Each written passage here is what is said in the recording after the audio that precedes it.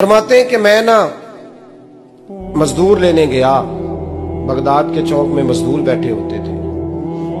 तो मेरी उन मजदूरों में से ना एक नौजवान बच्चे पे नजर पड़ी। बड़ा कमजोर सा वजूद था, लेकिन चेहरे पर इबादत का निशान था। माथा बताता था कि नमाज का बड़ा ख्याल रखता है। मैं उसके करीब गया। चेहरे भी बड़ा कुछ बताते हैं ना, चेहरों में भी बड़ी रानाई होती है। फरमाते हैं मैं करीब गया, मैंने उसको कहा बेटे मजदूरी करोगे? तो कहने लगा मजदूरों में बैठा हूं तो हुजूर मजदूरी के लिए ही तो बैठा हूं। तो मैंने कहा कि चलो फिर। कहने लगा नहीं, मेरी कुछ शर्तें। मैंने कहा बताओ। कहने लगा पहली शर्त यह है कि लोग 4 दिनार दिहाड़ी लेते हैं, मैं 3 दिनार लूंगा। मैंने कहा यार बे तो बड़ी बेहतरीन है, बाकी भी इस तरह की रख ले। उसने कहा हुजूर दूसरी शर्त यह है कि मैं आपकी मुकम्मल बात मानूंगा, लेकिन जब अजान हो जाएगी फिर आपकी नहीं सुनूंगा। तीसरी बात उसने ये की कि हुजूर मैं आपके घर में काम करूंगा पर आपके किसी सवाल का जवाब नहीं दूंगा। कहते मैंने कहा यार तू बड़ा अजीब है, शर्तें तो मालिकों की होती हैं। कहने लगा जी बहरहाल मैं शर्तें लगा के जाता हूं। फरमाते हैं मैं उसे घर ले आया। काम मैंने उसको बताया तो जो काम मजदूर सारे दिन में करता है ना, उसने 2 घंटे में ही कर दिया। हमारे मजदूर सिगरेट पीने में भी तो आधा घंटा लगाते हैं, वो चाय पीने जाएं तो पौना घंटा। वहां उनको भी तो दयानतदारी करनी चाहिए कि नहीं करनी चाहिए? ने मुआहदा किया है ना जी, तो पूरा उतरना चाहिए ना।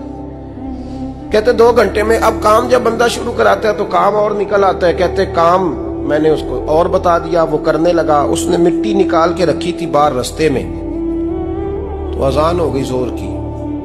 उसने वहीं कुदाल छोड़ी कही और चलने लगा। तो मेरा बेटा कहने लगा इसको जरा बराबर कर दो। कहने लगे चुप कर जा, तेरे बाप से बात हुई थी।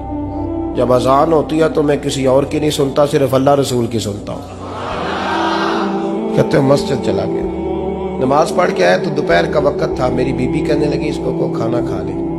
कहते हमने कहा खाना खा लो। तो कहने लगा मैंने रोजा रखा, रमजान भी नहीं था, नफली रोजा रखा हुआ।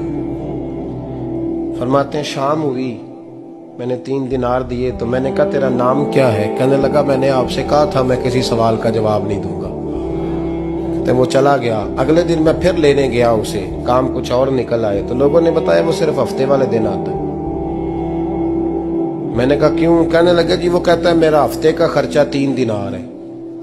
जब 3 दिनार कमा लेता हूं तो बाकी सारा टाइम अल्लाह रसूल की जिक्र में गुजार दिया करता हूं। फरमाते हैं जी अगले हफ्ते मैं फिर लेने गया। मैंने पूरा हफ्ता इंतजार किया कि काम उसी से कराना है। मैं जब गया तो मैंने कहा चलो। कहने लगा मेरी शर्तें याद है ना? और मैंने कहा याद है भाई, साथ चल। फरमाते हैं काम कराया। 2-3 हफ्ते वो आता रहा। 1 हफ्ते में गया तो लोगों ने कहा हुजूर आज नहीं आया। क्यों? कहने लगे बीमार हो गए। कहाँ घर है? कहने लगे बगदाद के कब्रिस्तान के पीछे जो कच्ची आबादी है उसमें रहता है। फरमाते मैं गया, दरवाजे पे दस्तक दी तो कहने लगा हुजूर आप हैं? दरवाजा खोला है, आ जाइए। फरमाते हैं मैं अंदर गया तो मैंने कहा तुम्हें कैसे पता चला मैं आया हूं? कहने लगा हुजूर अल्लाह वाले हो, आप नहीं आना था, वरना अमीर तो गरीबों का पता लेने कोई नहीं आते। कहते मैं करीब गया तो कहने लगा मैं आपका इंतजार कर रहा था, तेज बुखार है, तप रहा। जेब से कुछ पैसे निकाले। कहने लगा ये पैसे रख लें। एक अंगूठी निकाली। कहने लगा हुजूर आज रात को मेरा इंतकाल हो जाएगा, इन पैसों का कफन खरीद के सुबह जनाजा पढ़ के मुझे दफन कर देना, और जब दफन करो तो ये अंगूठी लेके असर के बाद हारून रशीद के पास जाना। आप उसे कहना मैंने मिलना है, पर वो आपको टाइम नहीं देगा। आप उसको आवाज दीजिएगा कि तेरी एक अमानत है मेरे पास। फिर वो आपसे मिलेगा तो अंगूठी दे दें, फिर आप मेरी तरफ से फारिग हैं। हजरत फरमाने लगे तेरा नाम? और कहने लगा हुजूर वक्त थोड़ा है, आज रात मैंने जाना है, बड़ी लंबी माफी मांगनी है रब करीम से। अगर मुनासिब समझे तो मुझे अपने रब से तन्हाई कर दे। फरमाते हैं मैं आ गया, पर उसकी बातों ने मुझे सारी रात सोने नहीं दिया। फरमाते हैं सुबह बड़ी मुश्किल से सूरज निकला। मैं गया, दरवाजे पे हाथ रखा तो दरवाजा खुला हुआ था। अंदर दाखिल हुआ तो खुशबुएं मेरा इस्तकबाल कर रही थी। जब चेहरे से कपड़ा हटाया तो उसका तो इंतकाल हो चुका। इंतकाल हो चुका है, ऐसे है जैसे किसी का दीदार करके सोया। कहते मैं तो 2 आदमी ले गया था जनाजे पे, पर पता नहीं दुनिया किधर किधर से आई, कहां कहां से। अखां जदों मीटियां जमाना मैनू रोवेगा, अपना ते अपना बेगाना मैनू रोवेगा। फरमाते हैं मैं तो 2 बंदे ले गया था, पर पता नहीं मखलूक कहां कहां से आई। जनाजा पड़ा, दफन किया।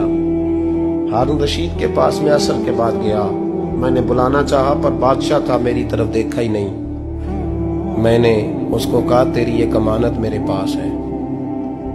फरमाते हैं वो मुझे कोने पे ले गया, क्या बात है, कमरे में बुलाया, मैंने अंगूठी दी। हारून रशीद तो चीखे मारने लगा, कहने लगा अंगूठी वाला कहाँ है? मैंने कहा वो तो इंतकाल कर गया। कहने लगा मुझे कब्र पे ले चल। कहते मैं कब्र पे लाया तो वो लेट गया, तड़प के रोने लगा। मैंने कहा मेरा कलेजा फट जाएगा, ना उसने कुछ बताया ना तूने बताया, ये कौन था? तो हारून रशीद कहने लगा ये मेरा बेटा था। मैंने कहा तेरा बेटा और मजदूर? कहने लगा हुजूर ये हजरत दाऊद ताई के पास बैठा करता था, उनका मुरीद था, मुझे रोज कहता था अब्बा तूने बड़ी दुनिया इकट्ठी कर ली है, मरते वक्त तुझसे टांगे समेटी नहीं जाएंगी, इतना हिसाब नहीं तू दे सकेगा। मैं इसको समझा देता, इसकी अम्मा समझा देती। ये रोज हमें कहता छोड़ दो, आ जाओ अल्लाह रसूल की बारगाह में झुक जाएं। हम समझ। एक दिन ये चला गया, कहने लगा फिर तुम्हारा रास्ता और है और मेरा रास्ता और है। ये सोने की अंगूठी गलती से इसके पास रह गई, गलती से हीरे की अंगूठी चली गई। कहने लगा देखो मेरे बेटे ने आज वो भी वापस कर दी है। फिर तड़प के कहने लगा हारून रशीद था तो ये मेरा बेटा, पर मेरा मुर्शद निकला, मेरा पीर निकला। भाई जिंदगी तो बड़ी थोड़ी है ना। बाबा साहब ने कहा था उठ फरीदा सुत्या, और दाढ़ी आ गया पूर, अग्गा नेड़े आ गया, पिछा रह गया दूर। उठ फरीदा सुत्या, खलकत वेखन जा, मते कोई मिल जाई बख्शिया ते तू ही बख्शिया जा। उठ फरीदा सुत्या, झाड़ू दे मसीत, तू सुते रब जागदा, तेरी डाडे नाल परीत। मेरा रब हमें भी अपनी बारगाह में कबूल